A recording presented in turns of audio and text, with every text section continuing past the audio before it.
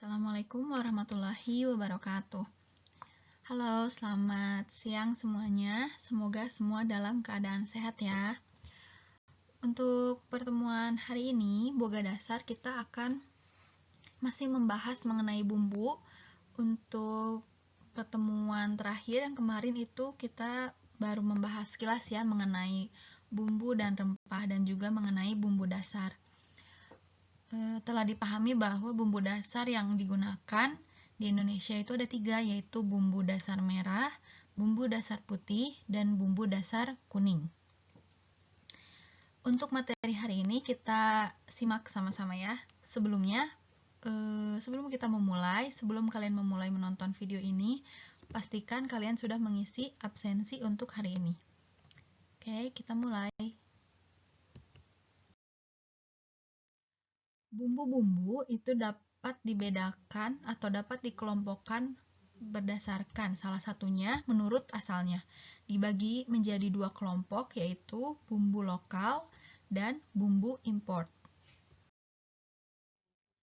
Beberapa contoh bumbu lokal yang digunakan yang sering kita temui diantaranya turmeric atau kunyit, nutmeg atau pala, cumin, jintan, ginger atau jahe, coriander atau ketumbar, black pepper, lada hitam, white pepper, lada putih, dan candle nut atau kemiri. Beberapa contoh bumbu import, diantaranya ada basil, thyme, bay leaves, rosemary, oregano, tarragon, mustard, dan poppy seed. Untuk jenis-jenis dedaunan, biasanya untuk bumbu import ini bisa digunakan dalam bentuk fresh atau segar seperti pada gambar, atau digunakan dalam bentuk bubuk yang sudah kering. Contohnya di gambar oregano ini ya, ada bagian bentuk oregano itu yang kering dan sudah digiling bentuknya. Sama-sama menghasilkan aroma tergantung tujuan pemakaiannya untuk apa. Seperti lalu bumbu juga dapat dikelompokkan berdasarkan bentuknya. Bumbu ini dikelompokkan menjadi 6 kelompok, yaitu yang pertama bumbu dari buah atau kulit buah bentuknya, bunga atau putiknya, daun, kulit, akar, bongkol atau bulb. Ini adalah kelompok bumbu berdasarkan bentuknya. Oke, di sini kita sampai di tugas mandiri. Tugasnya yaitu membuat list bumbu berdasarkan bentuk yang tadi telah disebutkan. Ada 6 kelompok. Ya, ada buah atau kulit buah, bunga atau putiknya, daun, kulit, akar, bongkol atau bulb. Pertama, sebutkan contoh-contoh bumbu pada setiap kelompok sebanyak-banyaknya yang bisa kalian temukan. Jadi bentuknya boleh berbentuk tabel atau bentuk list seperti biasa. Pastikan ditulis dengan rapi. Saat mencari, usahakan kalian mencari fotonya agar tahu bentuk bumbu itu seperti apa. Kumpulkan melalui tugas di Google Classroom. Ada pada bagian tugas kelas atau classwork, itu ada judulnya list bumbu berdasarkan bentuk. Ditulis di dalam buku catatan, dikumpulkan dalam bentuk foto. Perhatikan tenggat waktu pengumpulannya ya. Kita lanjutkan. Bumbu juga bisa dibedakan tergantung penggunaannya. Yang tadi ya, sedikit Ibu bahas, ada bumbu yang digunakan dalam kondisi utuh atau segar atau whole. Ada juga yang sudah digiling, disebut ground spices. Ada yang berbentuk pasta, contohnya ada tomato paste. Tomato paste ini biasa digunakan untuk pembuatan saus bolognese, brown sauce, itu contoh termasuk bumbu yang berbentuk pasta.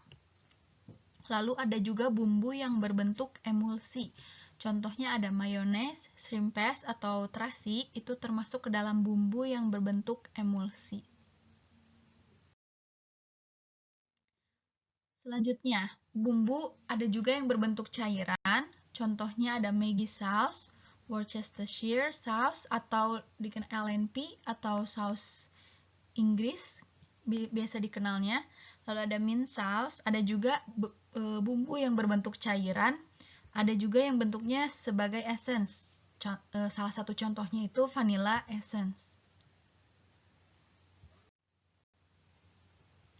Lalu ada bumbu berbentuk kristal atau bubuk, contohnya itu ada Maggi block. Ini maksudnya yang pernah lihat kalian kayak kaldu block itu ya, termasuk bumbu yang berbentuk kristal atau bubuk, serta penyedap bubuk.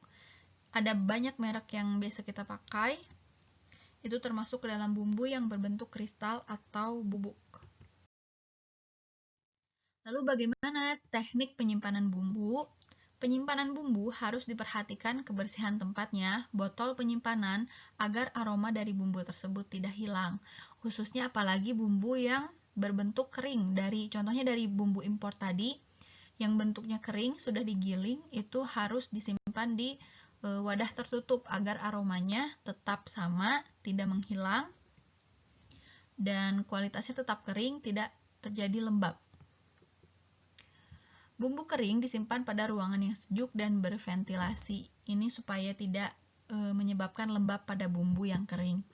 Lalu bumbu segar seperti kunyit, jahe, dan sejenisnya jangan disimpan di dalam plastik. Biarkan di udara terbuka. Khusus untuk garam yang halus dimasukkan ke dalam shaker. Tujuannya dimasukkan ke dalam shaker ini yang pertama untuk memudahkan penggunaan. Selain itu, dalam penyimpanan dalam shaker itu biasanya dicampur menggunakan beras. Kenapa? Untuk menghindari garam menjadi keras, menjadi bersatu. Itu biasanya trik atau tips yang digunakan penyimpanan garam dalam shaker. Sedangkan yang kasar dimasukkan dalam kontainer yang bersih. Terakhir, jangan menyimpan bumbu yang sudah tidak layak pakai lagi, karena cenderung ditakutkan beresiko akan merusak juga bumbu yang masih bagus tapi disimpan di tempat yang sama. Oke, sekian untuk materi hari ini. Terima kasih yang sudah mengikuti pembelajaran dengan baik, dengan tenang, rajin. Semoga dapat dimengerti. Silakan untuk mengerjakan tugas mandiri dan juga ada evaluasi diri yang ada di Google Classroom. Judulnya bisa dilihat di bagian classwork. Perhatikan batas waktu pengumpulannya ya. Apabila ada kendala atau pertanyaan, silahkan ditanyakan melalui grup WhatsApp. Oke, terima kasih. Wassalamualaikum warahmatullahi wabarakatuh.